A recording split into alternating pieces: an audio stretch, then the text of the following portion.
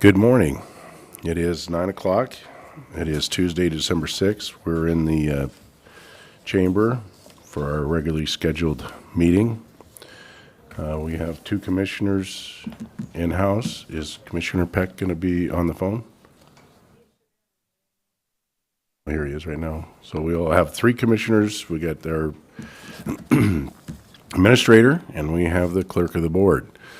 So at this time, I will call the meeting to order and ask everybody to please rise and join in the Pledge of Allegiance.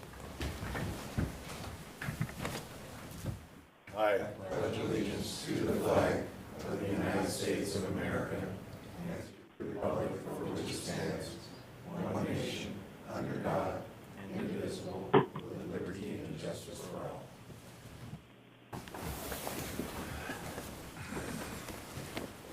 Okay, the first item on the agenda is the approval of the November 22nd Commissioner meeting minutes. Is there any additions, revisions, or corrections? Sorry, Mom. Hearing none. Okay, next we'll move down to the vouchers. We have one voucher today.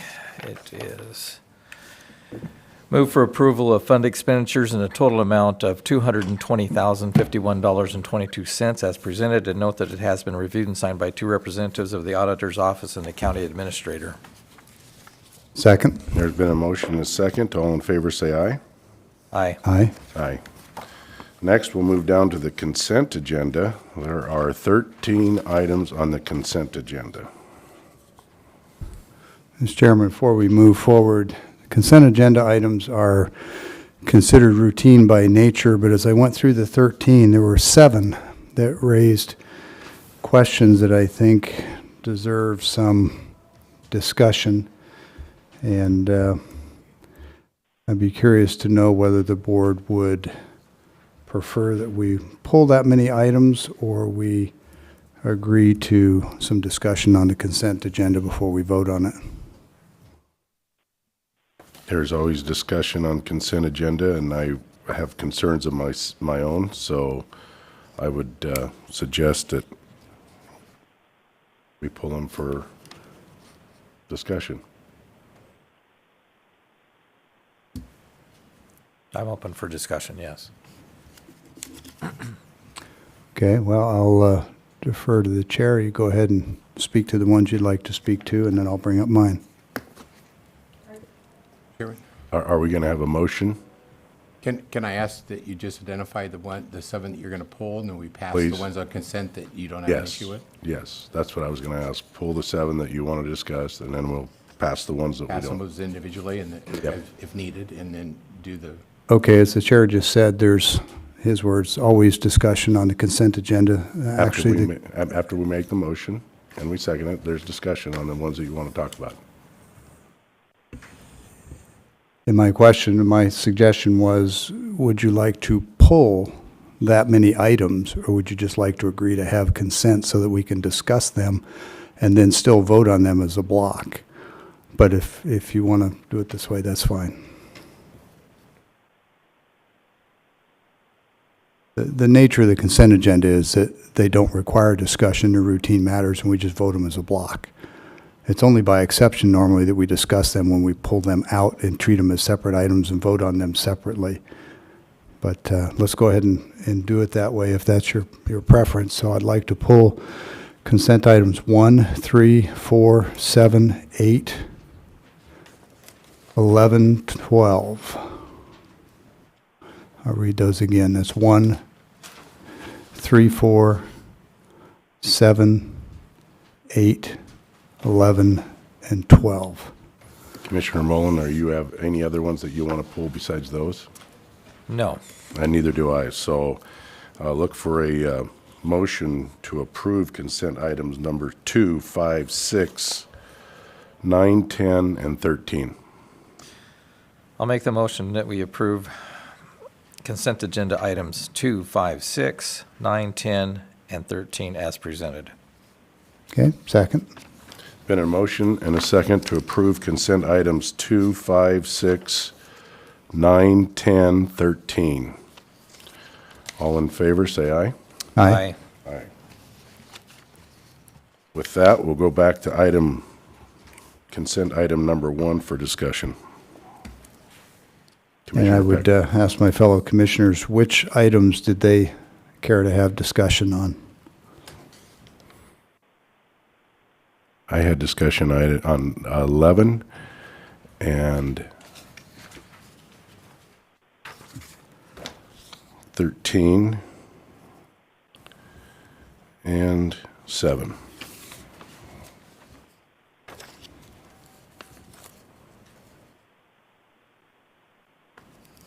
Commissioner Mullen, did you have any?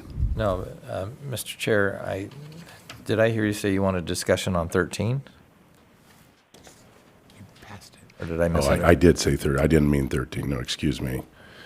I just wanted to talk to Craig about that a little bit. I can do that after but 13, we've already passed, so. Yes. I don't need, That was my so misunderstanding. just 11 and 7. 7 and 11. All right, thank you. Commissioner Mullen, did you have any you wanted to speak to? No, I'll let you go first. So you didn't have any specific ones? No, I did not. Okay, all right. I was just going to offer to defer so that you could do yours first. Okay, on consent item 1, which is interlocal computers with Benton and Franklin, paragraph 2 of the interlocal references existing cost share on some items. And my question is, how do we split these costs, and what's Franklin County's share this year going to be? So we've got this system where some of the costs are split on a percentage basis, the way we do the rest of the court costs, and then we have this separate contract where we're paying, I think it's 111 or 117, or in some cases a lot more per hour for them to look at. For Benton County's IT department to look at computers and provide services needed in the Franklin County portion of the Superior Court. So second question is, why are we splitting this cost, and why isn't it all these IT costs on a percentage breakout? I mean, we take all of our Superior Court costs and we split them based on the number of cases held in the 2 counties. And if my memory serves, it's roughly 3/4, 1/4. And so we've got one portion of IT costs provided by Benton County that we do on that roughly 3/4 to 1/4 split. But then we've got these other separate IT costs where we're paying Benton County $125 an hour for those services. So I was hoping that somebody could give some light on that. Mr. Davis and I talked about this at length yesterday, and perhaps because of the snow day, it limited availability to get some of these answers. But does anybody have any insight as to why it's this way? Yeah, please. Please come to the mic. Yeah, and to be clear, I'm just looking for understanding. I don't know that there's a problem, but it strikes me as odd. Why are we doing it this way? The hourly rate is put in there because once in a great while, it's not very often, there might be some need for Benton County to work with Franklin County IT on some IT issues.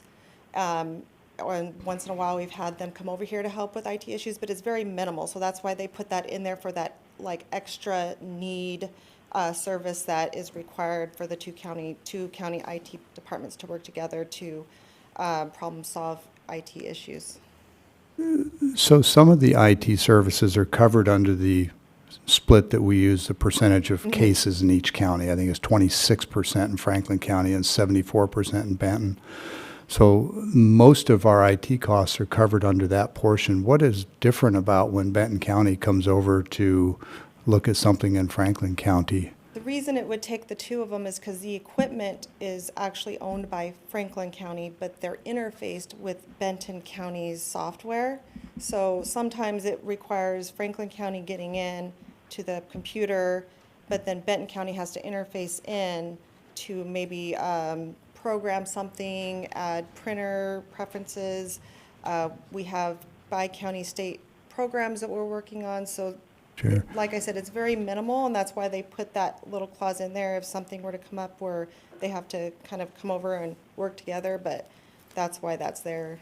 So, just so I have a good perception, very minimal, so they're only coming over a few times a year, or is this a few times a week, or? No, probably a few times a year that it happens that we have to have them, because most of the time, if it's like just a software issue, if like a judge or a staff is on the computer, they can call IT and they just work, but if we have to get the two ITs together to work out something, then that's where they will bill their hourly rate. And it's, like I said, it's only a few times a year, if that.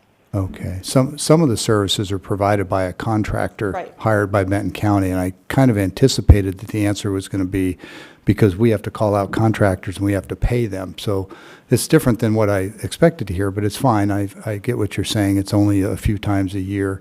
Those hourly rates, by the way, I misspoke. I was doing it from memory. They're 112 an hour or 178 an hour. I guess that's after hours. So it doesn't sound like it's a big expense or a frequent event. And this, I'm assuming, is how we've done it in the past? Yeah, okay. Well, one, thanks for being here and, filling in the gaps. And maybe in the future, we can look at just putting it all into one if that works. I still don't understand why it wouldn't, but that's great. I appreciate the explanation. Yeah, you're welcome. As we move through these, then I suggest that we pass them if there's no objection. So we'll pass resolution consent, or consent item number 1. You want to do this by motion or just without objection? I think we need to, Okay, so I'd move for approval of Resolution 2022-311, formerly item 1 of the consent agenda. Second. been a motion and a second for resolution 2022-311. All in favor, say aye. Aye. Aye. Next, we'll move down to consent item number 3. Yeah, consent 3 and 4 are interpreting our contracts for interpreter services. And this is something we've done forever. I don't have any issue with it, don't have any concern, but I got a little confused, and apologies in advance if it's my administrative skills, but the read-ahead materials, the names, the contractors, and everything in 4 appear to be identical to 3, as in we have duplicate packages. Is that just my computer skills showing themselves, or is that in fact the case? Are the packages for 3 and 4 the same? Well, that's right. So I'm reading from the third one, from number 3, and in the background it references Franklin County Superior Court believes the best interest of the court to continue contracting with Columbia Basin Interpreting Translation Services. And then when I go to number 4, which should say Anna Armio, it says exactly what 3 does, Columbia Basin Interpreting Translation Services. And then when you look at the resolution, it also has Columbia Basin Interpreting Services, and the same with the contract. So I think we just have a simple administrative glitch with 2 identical packages. But I didn't want to vote on a resolution and a package that didn't have the right contractor in it. Now, maybe it's correct in the books. I'm reading off of the read-ahead materials provided to the commissioners.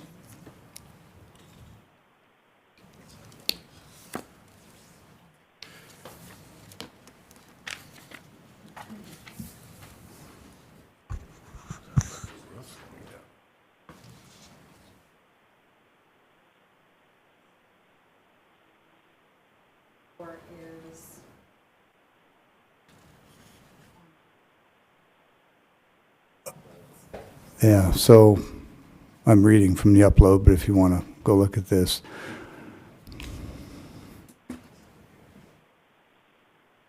So Dwayne, we had 2 or 3 issues yesterday with materials on the intranet, the in-house web, and the read-ahead page, which is password protected for the commissioners, all of our read-ahead materials. And this is a recurring challenge wherein the books, the printed books provided to some commissioners and the read-ahead materials online are not the same. So if we could, once again, please look at those so that we don't have these kinds of issues. All right, do I have a motion for resolution or consent items 3 and 4? Well, Mr. Chair, I'm kind of reluctant to vote on something I've never seen. I'd just like to ask Superior Court Rep, are these two packages essentially identical other than the contractor?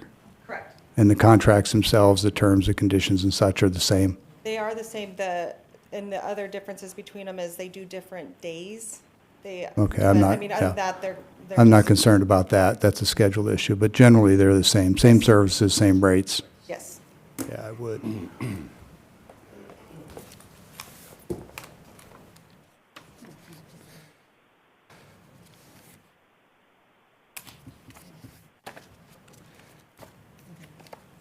Okay, thank you. Mr. Davison, maybe we'll just do it this way. From here on out, would you please have staff provide me the same printed copy books? I have been really reluctant for months to ask them to do all that extra work, but this is the third or fourth time in recent memory, so No problem I'd at just all. We like do. to have a book so I've got the same materials. Thanks.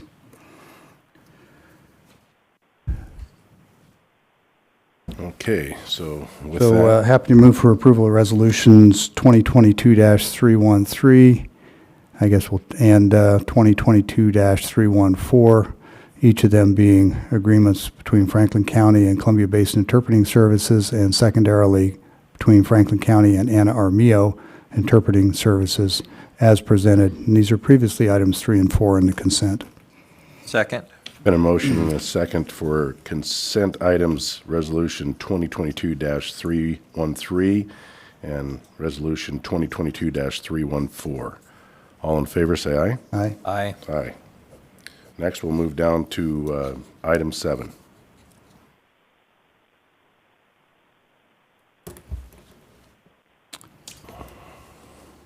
And item 7, Mr. Chairman, is one that you had questions about, so I'll be happy to defer to you on this one. Well, I think we probably have the same question, and that is, there was a board member here that was late on getting his paperwork in, and I was just curious, was there anybody else that applied for that position? And what was the reasoning for his late arrival of the paperwork? And I would note, if memory serves, in the memo from Attorney Bill Davis, which is the last document in that package, I think Mr. Davis speaks to that there were no other applicants. That was my understanding as well. Okay, so there was no other applicants. That's my questions, was why was the late paperwork? Did the dog eat it, or what happened? Nobody went through the procedures that you needed to do to refile of getting a petition, and so he did that. So, Yeah. if there's no other applicants and he got it in late, it was accepted, I'm good with it. Well, the statutes don't permit that, Mr. Chairman. The electoral process for some special purpose districts in the state of Washington, especially irrigation districts, have been described as ancient and archaic. They don't come through our elections office. They hold their own elections. They use electors who are qualified based on their ownership of property in the service area that is being served by the irrigation district. And the statutes, while they're convoluted and difficult to follow, I've read them. I've read them recently. And to my reading of them and to Mr. Davis, their attorney's reading of them, there's no option for us to accept a late nomination. And the cure to that problem of someone missing it is to go and get a replacement by the timeline. In this case, there's really no ill effect that I can see, because there has to be 30 days between the appointment and the upcoming election, which is December 13th or 16th, I forget which. In any case, if we were to go forward with this appointment, this gentleman, Mr. Frechette, would be seated on the board until the next annual election, and that's not our annual election, that's of the irrigation district, which would be December of next year. if he were to have gotten his paperwork in and been elected this time as the only candidate, he'd be in exactly the same position. The only difference would be, I think he'd be in a 2 or 3 year term, and some are 3 year. I think this one was a 2 year. The only difference is that because he's being appointed, he'll have to run next December. But I don't see anything in the statutes that gives us the authority to ignore state law and just accept his late application. So I'd recommend we just go forward with the package as it's presented.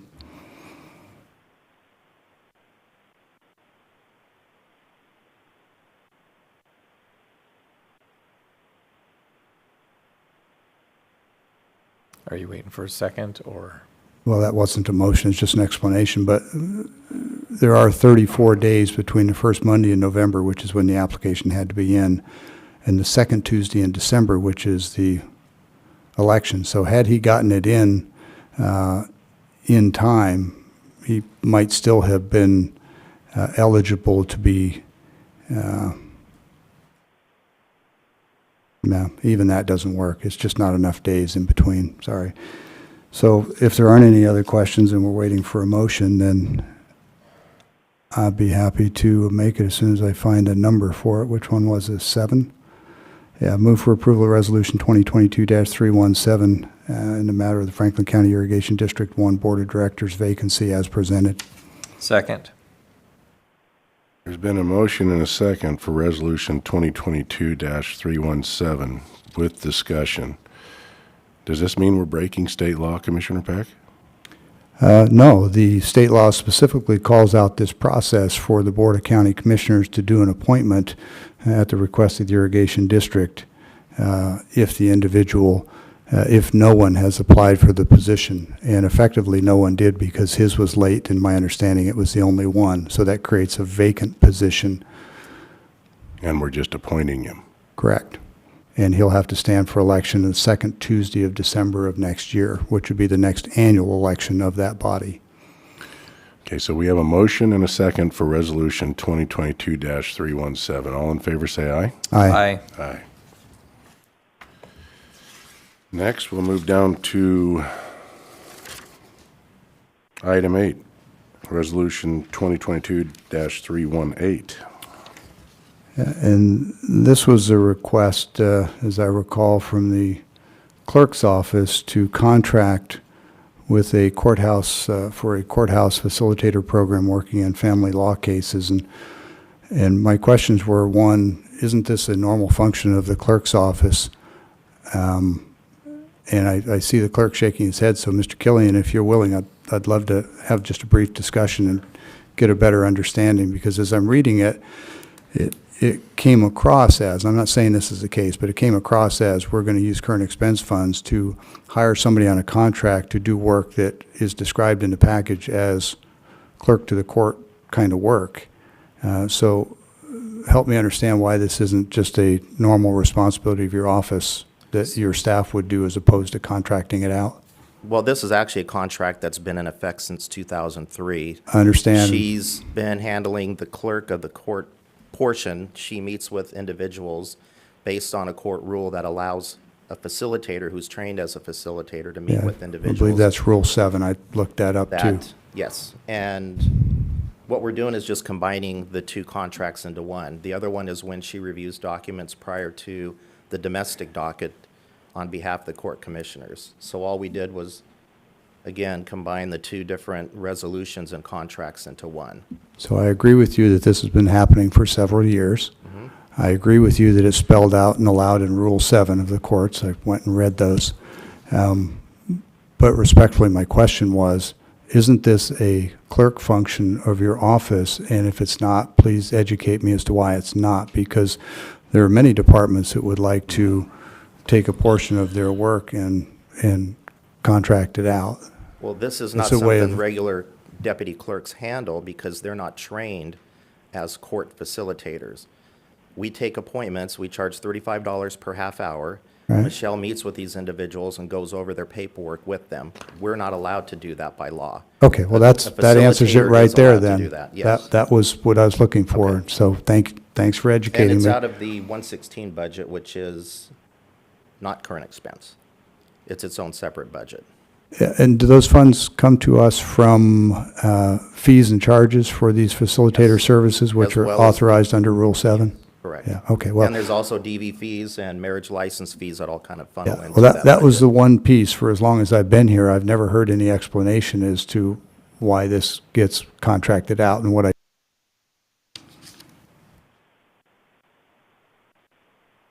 So that was number 8, okay. So move for approval of Resolution 2022-318, the agreement between Michelle Dolvin and clerk and court facilitator. Just Second. reading from the agenda. There's been a motion and a second for Resolution 2022-318. All in favor, say aye. Aye. Aye. Aye. Next, we'll move down to item 11. So, had a discussion with Mr. Davidson about this one yesterday, and as I recall our conversation, you were going to walk through this one, Mr. Davidson?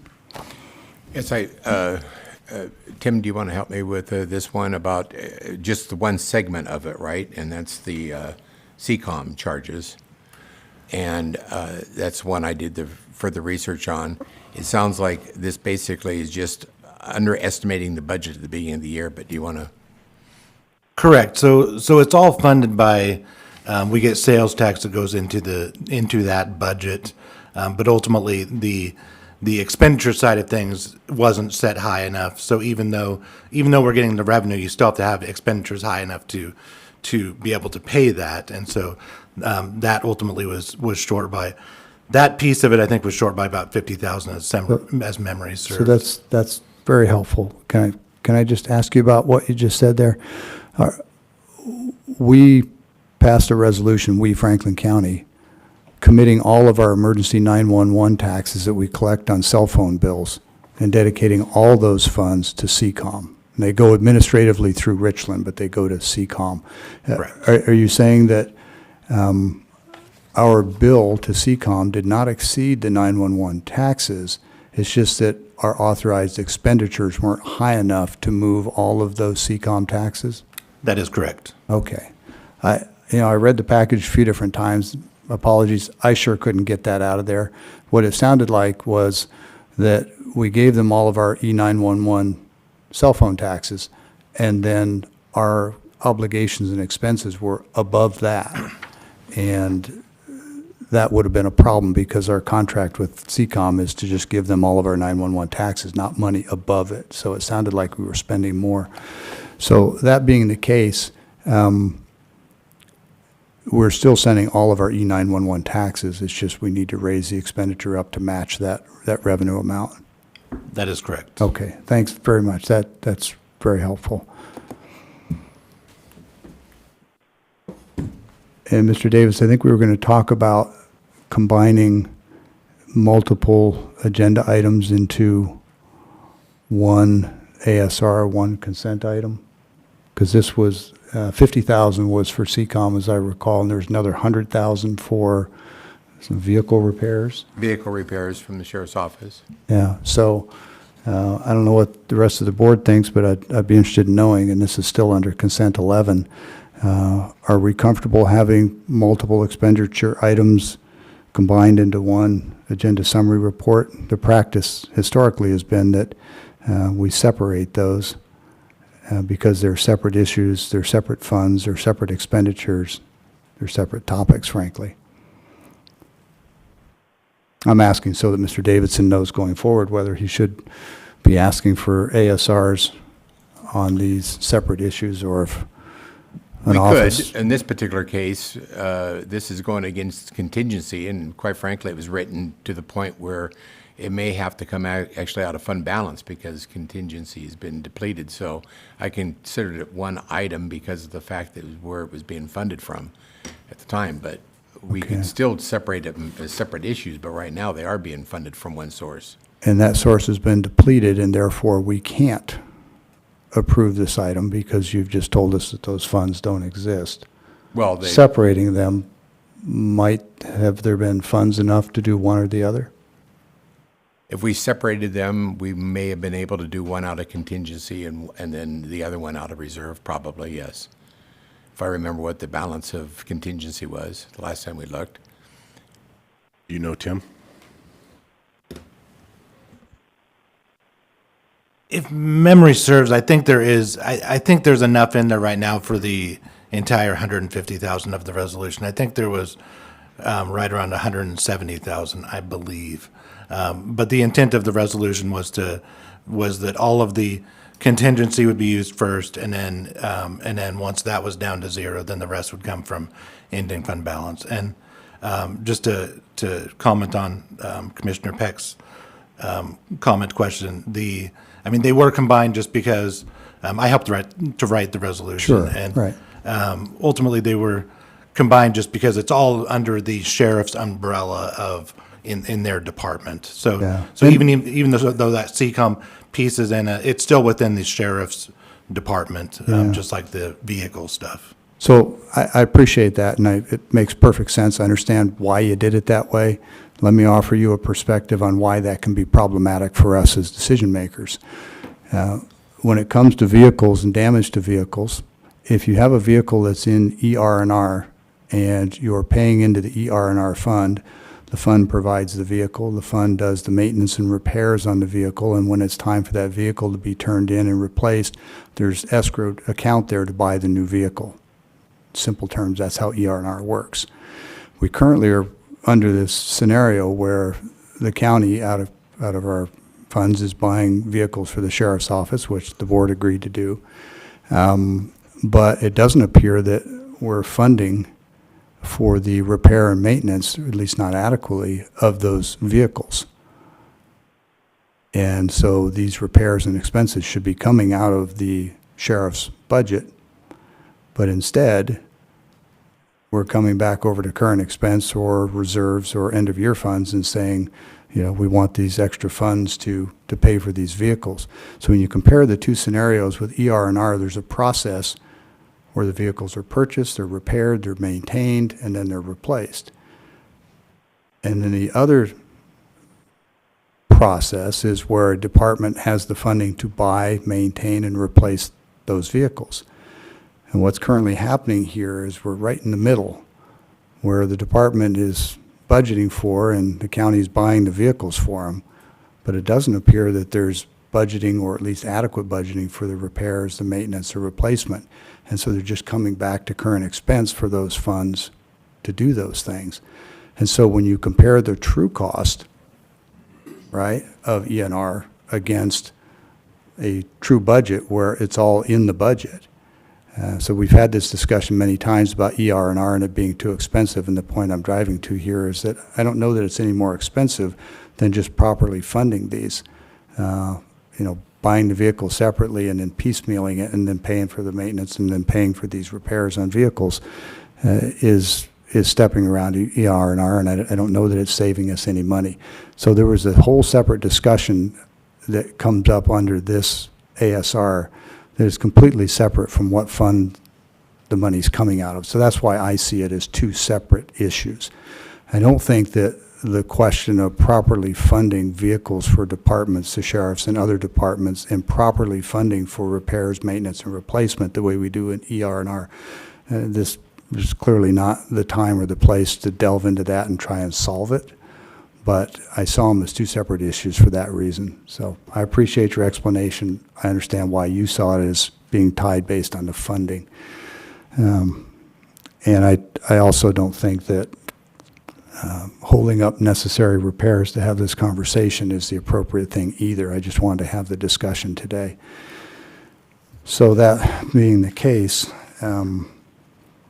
you've just told us that funds are available, so it's not unlawful for us to approve funding we don't have money for. And so with that, I'd move for approval of Resolution 2022-321 in the matter of funds to cover the Sheriff's Department vehicle damage and the CCOM remittance required. Second. There's been a motion and a second for Resolution 2022-321. All in favor, say aye. Aye. Aye. Aye. Next, we'll move down to item 12.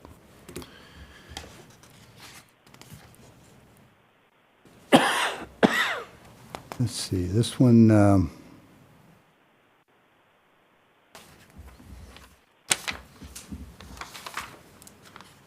Mr. Erdman, maybe you could join us just so that we were able to get it on a recording. Is it, to your understanding, a statutory requirement for us to approve the major construction project before we even have finalized a preliminary, keyword, budget? I realize it's supposed to be done before the budget's approved, Correct. but the process, as I read the statute, is that you're supposed to have a preliminary budget so that you know what to anticipate in the budget. And I bring it up because we still haven't answered the question of whether we're doing a road shift at all, or 300,000, or 500,000, or 900,000. So it puts you in a predicament, as I read it. You can't really present a major construction proposal without having a finalized preliminary budget. Right now, you don't know whether your road shift's going to be 0 or 900,000 or something in between. Correct. And so in anticipation that you might pass the budget today, as per WAC 136-16-018, you know, we have to do that, as you said. Sure. So, you know. So we had here's cer- what, if but I we- may, what I Commissioner was Peck, going would you let Mr. Erdman finish? Oh, I'd go like ahead, to hear sir. what. Well, what I may suggest, just to simplify it for both of us, is that if it's okay with you, that we might move this after that budget discussion, but before we actually approve it. Yes, That that would be fine. Well- We just anticipated that there might be, and so Yeah. the consent agenda always comes first, so that gave us opportunity. And we're scenarioed for at least the two options that we were presented with, and that will not change either one of those items in that resolution. A road shift won't? Because you told us the other. Go ahead. Well, we scenarioed based on the two options that are currently up on the screen. So, and we managed to preserve the annual construction program and the major equipment list with either scenario, Whether there's a shift or not. or at least in those two. Now, if it's a 900,000, then maybe we are back to the drawing board. Well, exactly. And this is why I was thinking that this really is not a consent agenda item. This is a major budget item for the county, affecting our largest budget in the county. So it really probably shouldn't have been a consent, but that's a separate issue. No, I just wanted to make sure we were programmed, and I get actually it. anticipated that it would probably end up pulled. Well, I totally get it. And so you and I both know and agree that this has to be approved before we approve a budget. Right. I'm just thinking that it might be helpful for you and for the county if we have our budget discussion, and once the board has settled on a preliminary, if we can, then you have the opportunity before we finalize the budget. I mean, if we should end up taking a $900,000 road shift, I don't know if we will or not, but if we do, it impacts your program, and I don't know that you can actually do this. No, under that scenario, we would probably have Yeah. to. So all I'm back. trying to do is thread the needle here and saying, I think we should set this aside on the agenda. We should have our board discussion about the budget, and then give you an opportunity to speak in case it affects this major construction pack. I mean, this is our major construction program for all of next year. Yes. And if we do something with a budget, and I don't know what we're going to do with the budget at this point, but if we do something that keeps you from carrying this out, then I think you probably ought to have the right to weigh in on that before we do. Okay. No, I'm fine with that. Like I said, we were just Yeah. hedging our bets here a little bit, and I agree. I probably should have brought it as forward. We I'm not- just wanted to make sure that it was programmed in the Yeah, proper spot. To be clear, I'm not critiquing anything that you've done. You followed the statute beautifully.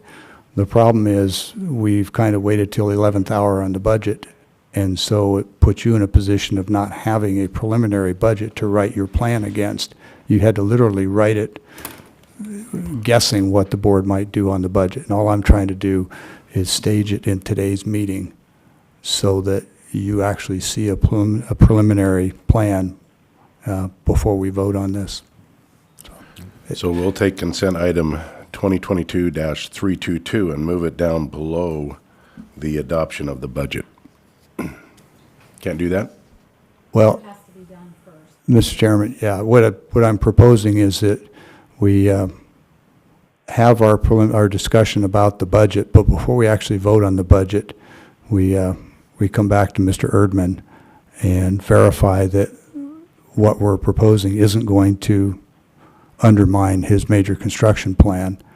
And if he says, yeah, he's still good, then we can approve this, what's currently a consent item, and then we can immediately thereafter approve the budget, and everything is legal, and we haven't blown up his construction plan. I think that's. And in fairness to you, we have proposed 2 different versions last week, and one of those I anticipate being passed today. So I appreciate that you were following our lead, and that that's what we were going to do. So thank you, Mr. Erdman. So again, refresh me of the how we're going to do this.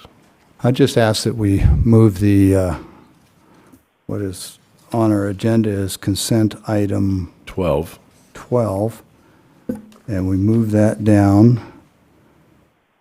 I'm looking for the budget discussion on budget That's adoption. what I had Okay. proposed, that we move it down below the budget. I'm saying we move it above the budget, because if it's below, it's legally too late.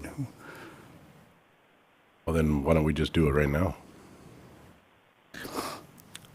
Well, I think it, as Commissioner Peck pointed out, we need to know what the final, if it becomes something different other than the 2 options that are Yep. currently proposed, then we'll need time to, But if we pass it right before our budget discussion, it's like passing it right now.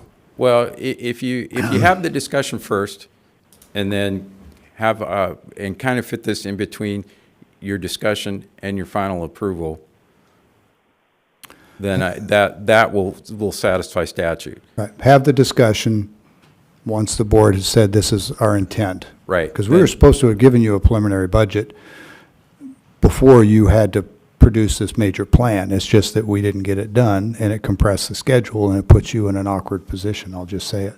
So let's just put it under Commissioner Administrator, following Commissioner Administrator updates, and as we're discussing the budget, once we've settled on a preliminary or proposed budget, then we can pass Mr. Erdman's item, and then right thereafter, we can pass the budget, and everything is legal, and That should satisfy I don't statute. think it's likely that we're going to blow up your construction plan, but I'm disappointed, frankly, that you didn't have a preliminary budget, because you very well could have put other things in that major plan if you knew, for example, that we weren't going to have a shift. True? Yeah. Yeah. Okay, thanks.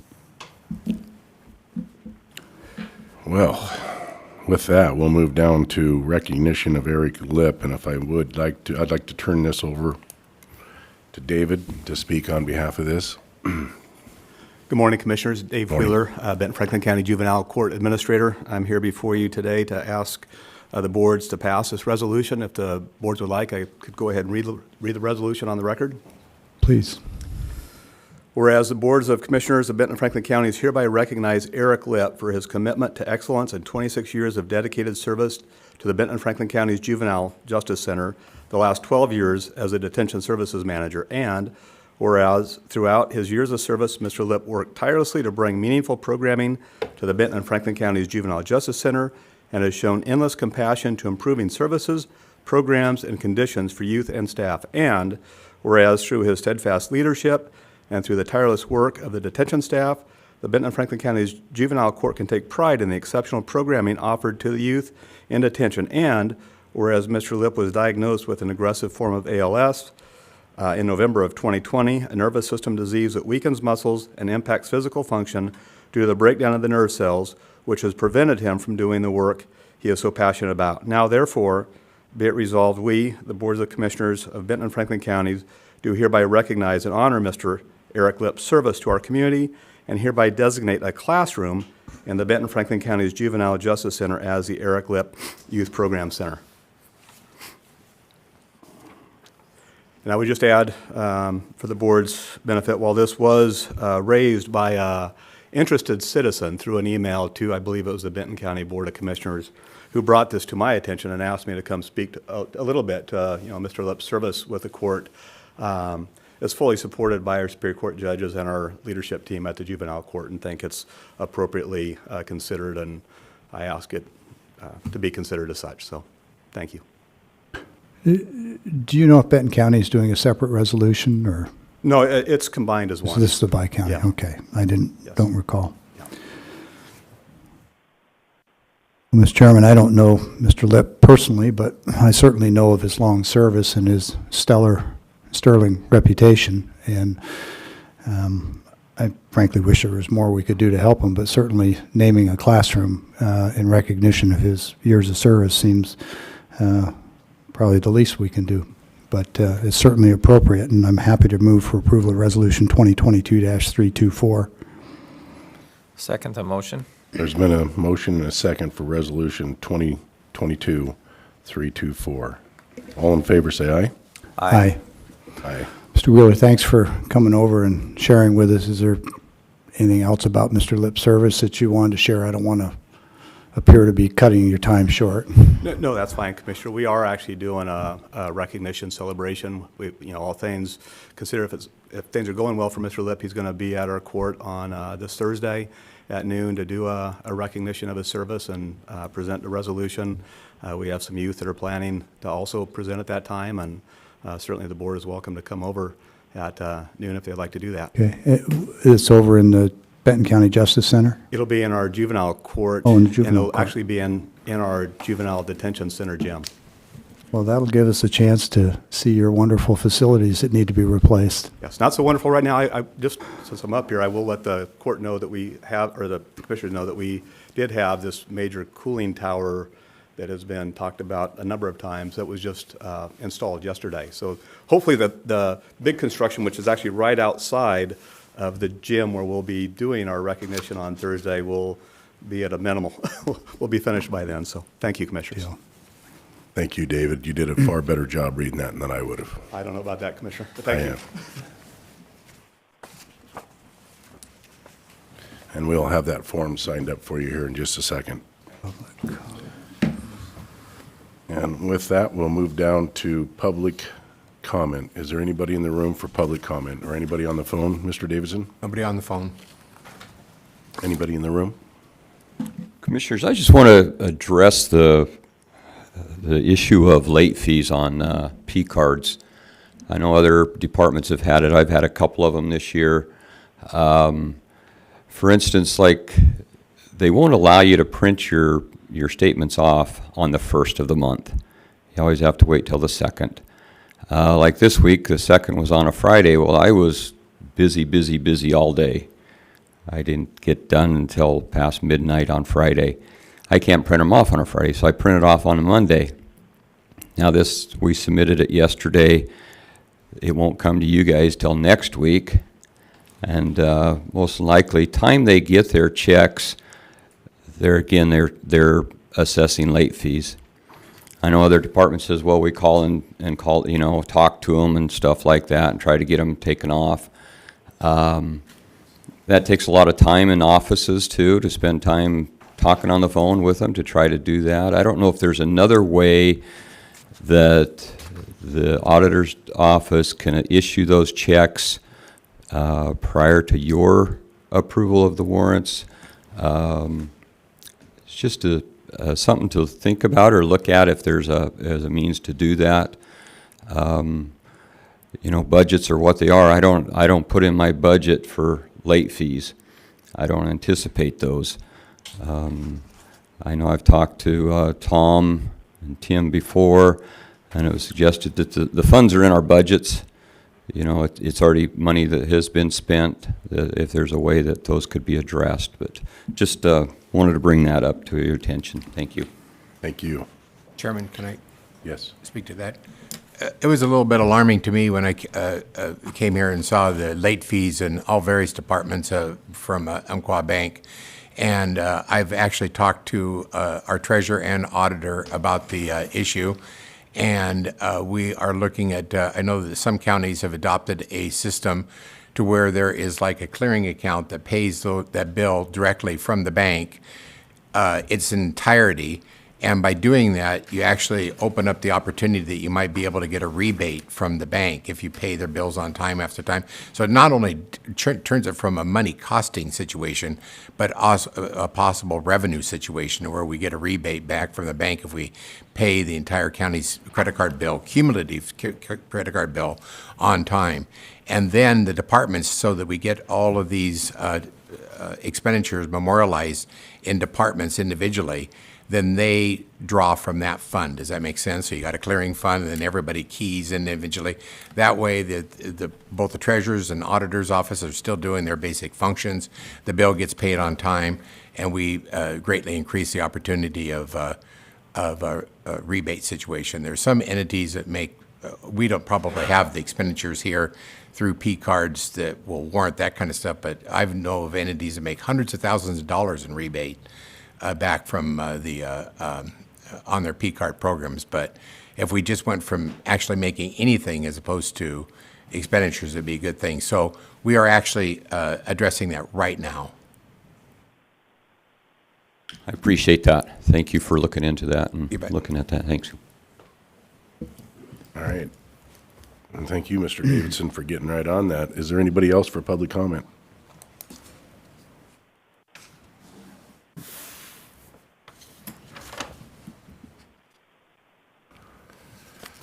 George Dockstutter, Sylph Landing Road. Two things I'd like to bring up about the budget.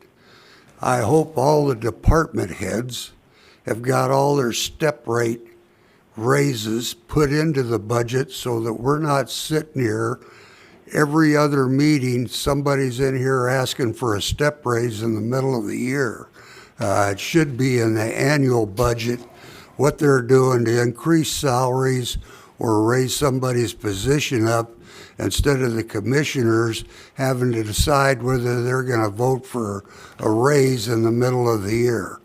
And the second thing I want to bring up, I haven't been here for a while, but I see you've got a shift in the road funds again.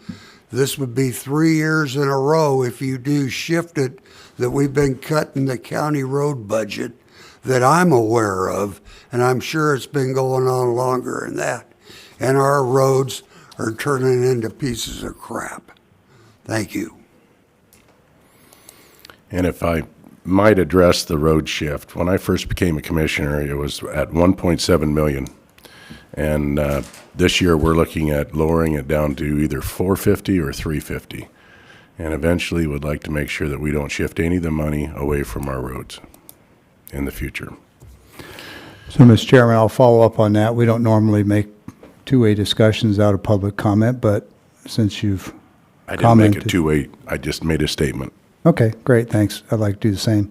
I agree that road shifts are not in the best interest of the county or the county's road system, but I do want people to understand that the caps placed on county revenues by the state legislature are so tight that, as I've explained previously, on a $4,000 a year tax bill for a property in Pasco, pick any one you want that has a tax bill that size, the 1% that we're allowed to take each year is not a 1% increase in the rate. It actually works out to about less than a cup of coffee per year.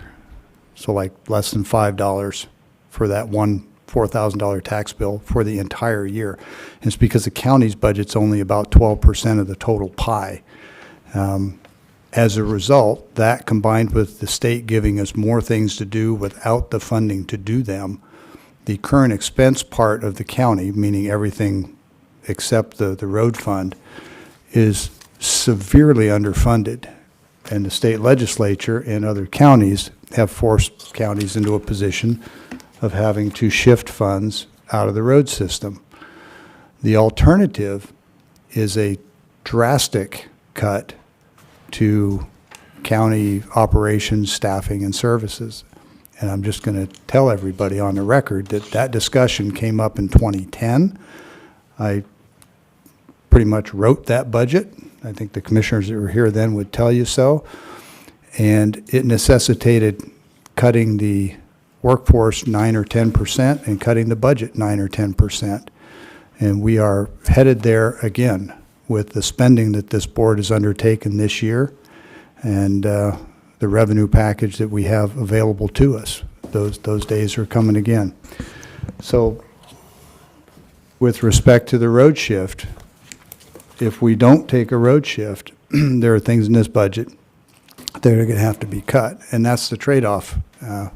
As the gentleman who gave the public comment pointed out, none of us want the roads to be any worse than they are. We'd like them to be a lot better than they are, but that's the choice we're provided.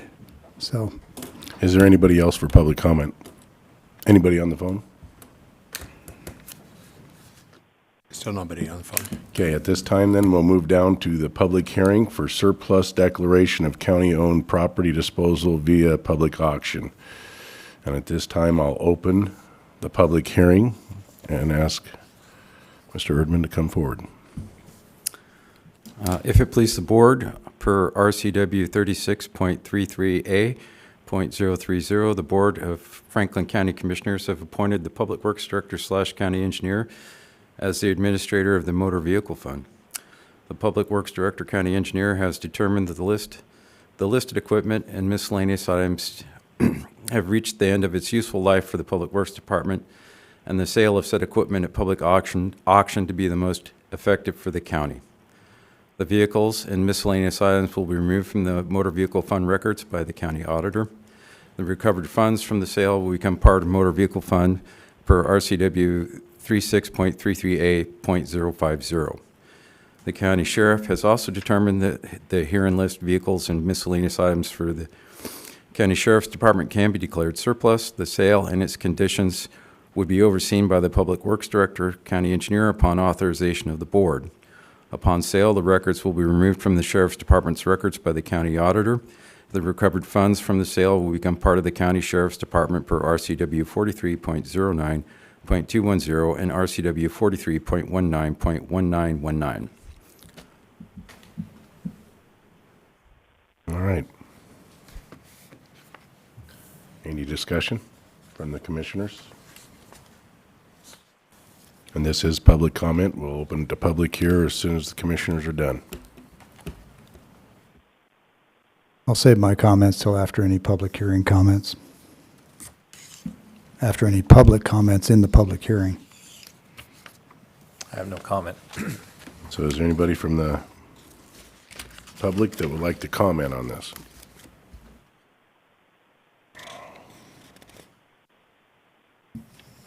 Hearing none, Commissioner Peck, please feel free. Mr. Erdman, can you, did you have something? You should close the public hearing then, right? Oh, we're still commenting on it. Oh, okay. He just asked for the public to first speak, and then he's gonna ask some questions, Yeah. and then we'll close it. Okay, can you just summarize for the benefit of the record and the public and the people that are listening in, what the items are that the county-owned property disposal via public auction, so that they have some sense of what we're doing here? Oh, certainly. I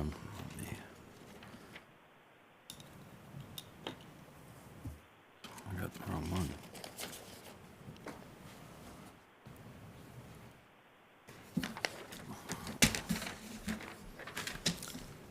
So you, just to be clear, you want the list of equipment that were... Not the list, just summarize for the public, are you selling $6 million road graders? You selling some small hand tools? It's a mixture of stuff. We have our old chip spreader, for instance, is one of the things we're getting rid of along with its trailer. One old motor grader, and a host of miscellaneous small things. So it's a range of tools and equipment and miscellaneous items that Public Works uses to do their jobs, everything from small hand tools to $1 million road graders. Right.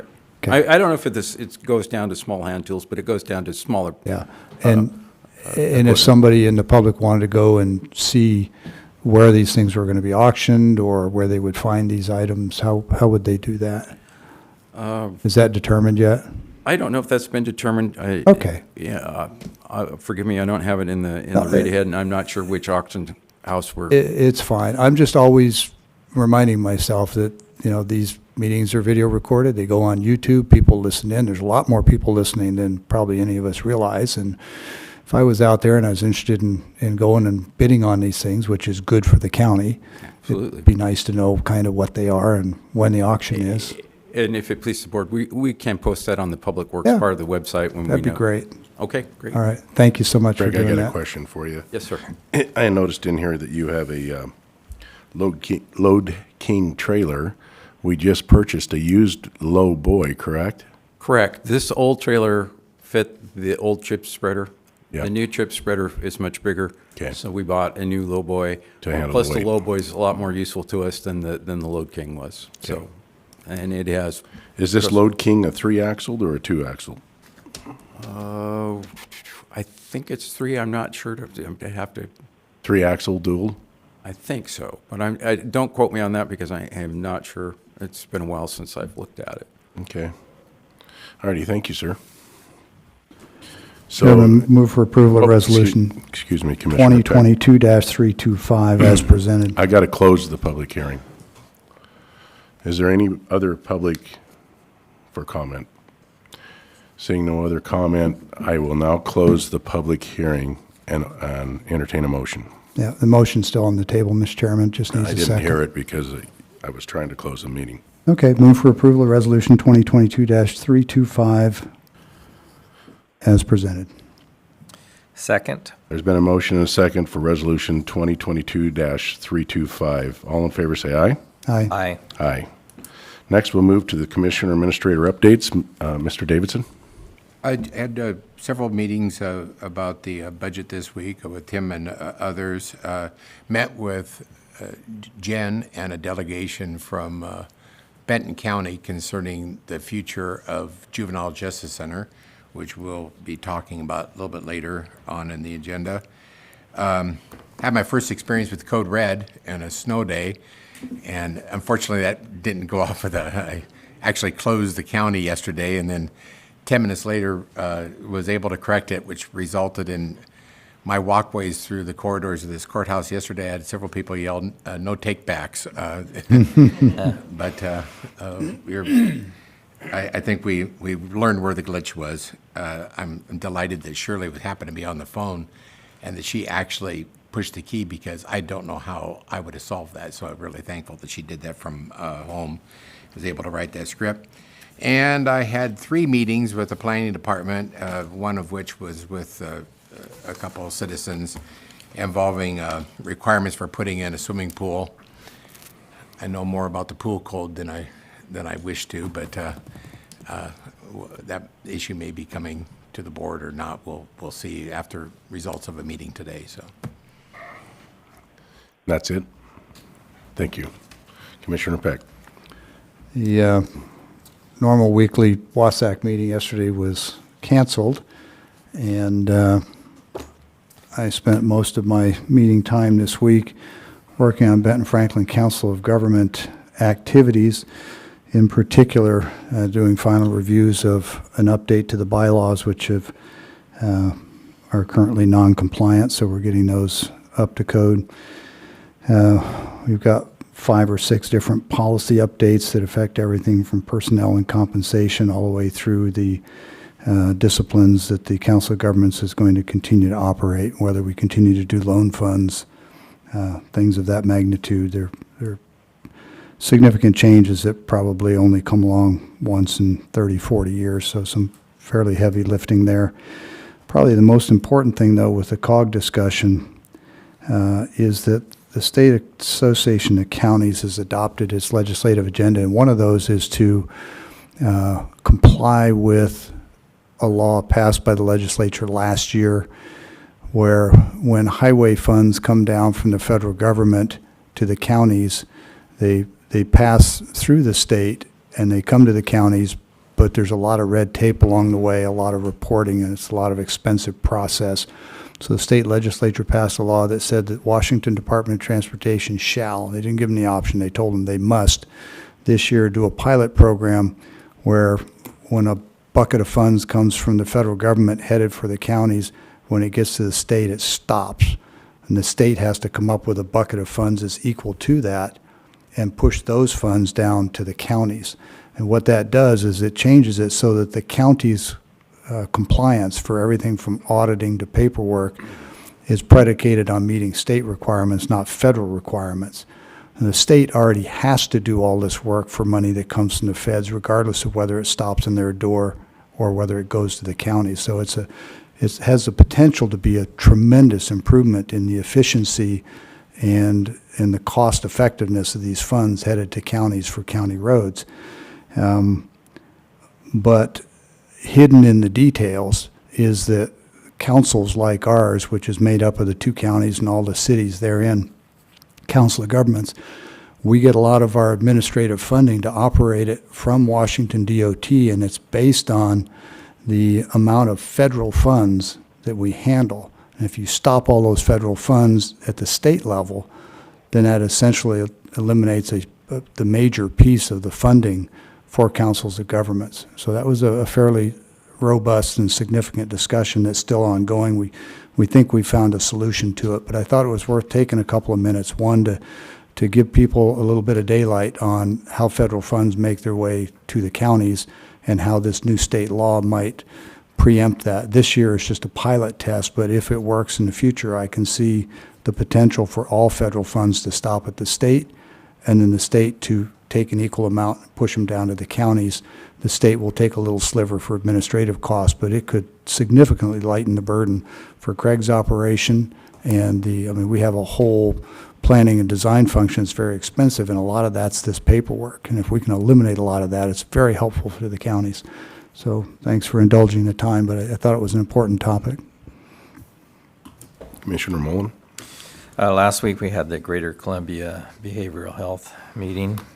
Also, the Southeast Washington Long-Term Care attended the Pasco Chamber trade show yesterday with the nonprofits. Also partook of the general election certification last Tuesday. And then also, just like to say thank you to Michael Killian with the county clerk for his consideration and accommodating all the jurors that came in today and just letting everybody know about different issues that will allow that process to flow as simply as possible and smoothly. Also, if you notice in the courthouse, rotunda is beautifully decorated with the work of the facilities crew and director. Just wanted to say thank you. That is funded by private donations, and just wanted to say thank you for making our courthouse a beautiful place to work. Thank you. Pretty short work week for me. Workforce Development Executive meeting, and then had some phone calls from constituents about roads. Of course, I get a hold of Mr. Erdman, and they're handled immediately, and I want to just give him a big kudos and thank you for reaching out and making sure that these roads that are hazardous to our school buses and to equipment, and it's the pounding of the trucks during harvest that created. And I know that we got a lot of miles of roadways in this county, and I appreciate you getting after them as soon as you can. And I'd also like to say thank you to Jennifer for a beautifully decorated courthouse. She did a fabulous job. And that's it, my report. So next we'll move down to the budget, but in front of that we have 2022-3222, which is the Craig Erdman's. So I think we're going to go into budget discussions, correct? First?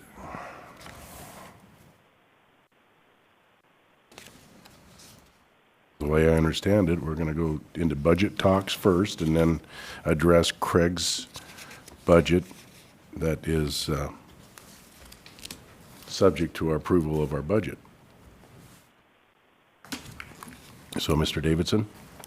Chairman, I'd like to just begin by telling you, there, you see a resolution stated there. We just had a late development today. The Department of Revenue has recommended to the assessor's office that the resolutions that we have, and this is how we historically have always done them, but they are asking that the road shift be stated in the resolution, which is, like I said, it's probably good. I talked it over with our legal counsel, and she concurred. It's probably a good thing to have. It's a little departure from how we've done in the past, but with recommendation of the Department of Revenue, we'll do that. So we do not have those resolutions for you to sign today because we have to do this modification to them. So I will be asking that if you could, so that we know for sure, because next week will be 2 days before the deadline, if we could, when you decide on which one you're going to do, if you could do that by motion, that would be helpful for us so that we can then prepare the resolution for approval next week. Okay. Because I think after we add that to the resolution, I'd like to vet that through legal and everything to make sure it's proper before we have you sign it. And I just didn't feel comfortable about doing that on the fly this morning. Okay. So, So, Mr. Dave, if I understand, then the final approval would actually be next week? right. Okay. The But I'm signing asking of the for- resolution. the will be signing of next- the yes. resolution, yeah, We'll so pass I'm- the resolution today. Right. Sign it next week. Approve the budget today by motion. Yep. And then sign the resolution next week, if we could do that. Yes. The- And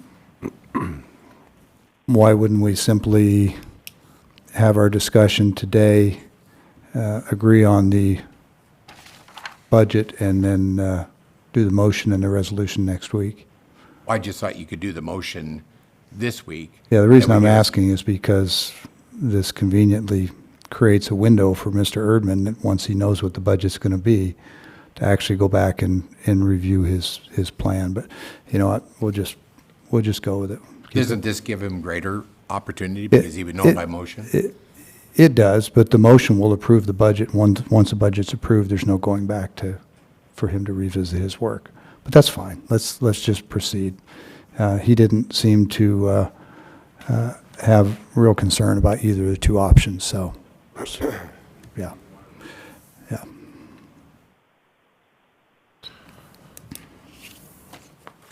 Does somebody want to open this up for discussion on their feelings? So basically, we presented the two options that you said you folks were comfortable with last week. And that was, if you remember, that was version 3 and version 5. And we've provided them for your visual up there today to look at. Basically, it's either taking the 1%, which would result in a lower amount of road shift, or taking all the bank and not doing the 1%, which would increase the road shift. And Mr. Davison, just so my memory doesn't fail me, version 3 and 5 are identical to last week, right? Yes, Okay. Nothing's changed there. nothing's changed. Okay. I gave my view last week, so I think I'm just waiting to hear what my fellow commissioners want to do. So in simplest forms, the banked and the 1% basically are the same thing as far as raising the levy rate.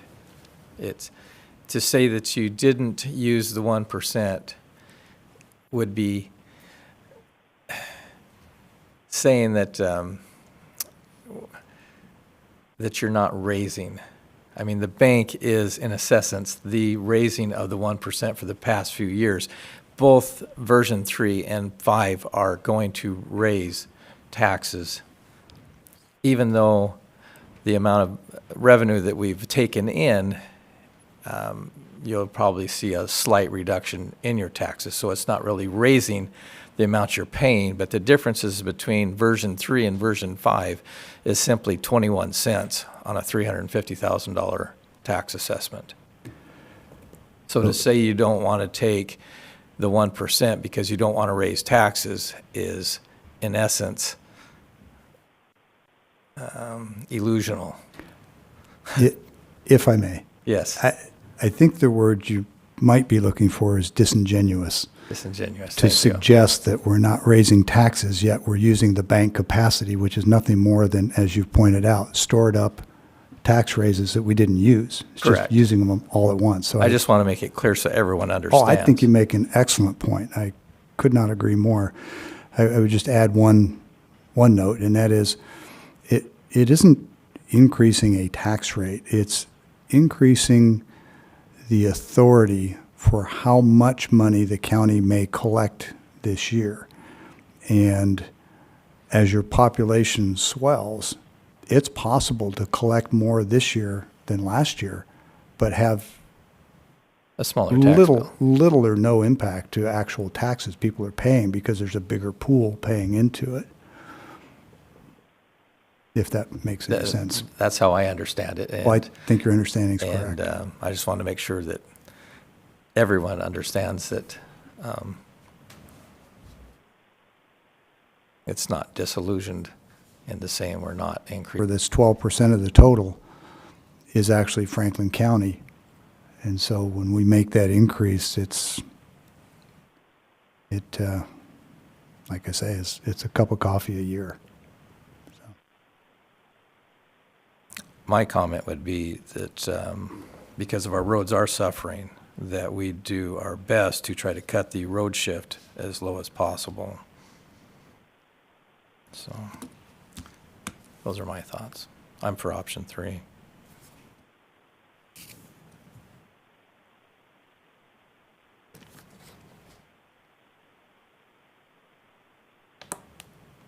Would you care to put in a motion? Oh, is there no further discussion? I think we're in discussion still. You can discuss after the motion is made, though. Sure, that's true.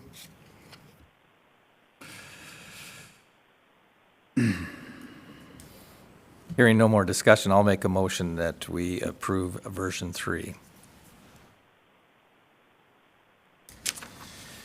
Which would be